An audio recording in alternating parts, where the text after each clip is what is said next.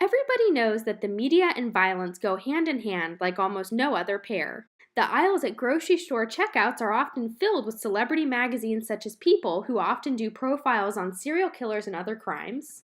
News media outlets often cover high-profile violent crimes, such as the car chase between LAPD and O.J. Simpson after he allegedly murdered his wife, Nicole Brown.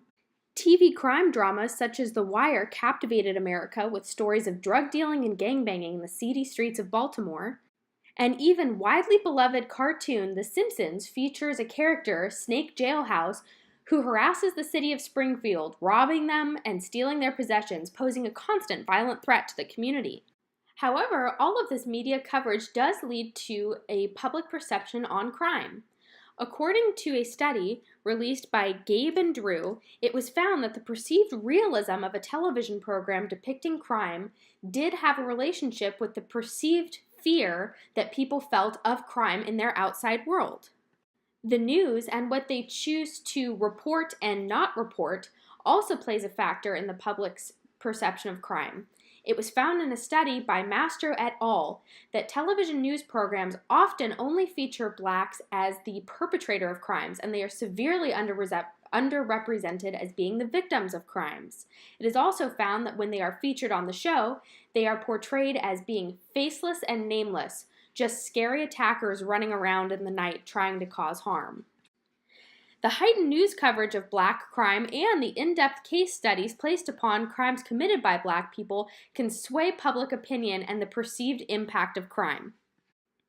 True crime shows such as Forensic Files and The First 48, two of my favorite television shows, have also increased the public perception that violent crime is a very common occurrence and could happen to anyone. I personally have fallen victim to this as well. Even though statistically speaking, it's unlikely that I will be murdered, it still heightens my fear when I watch a show like this.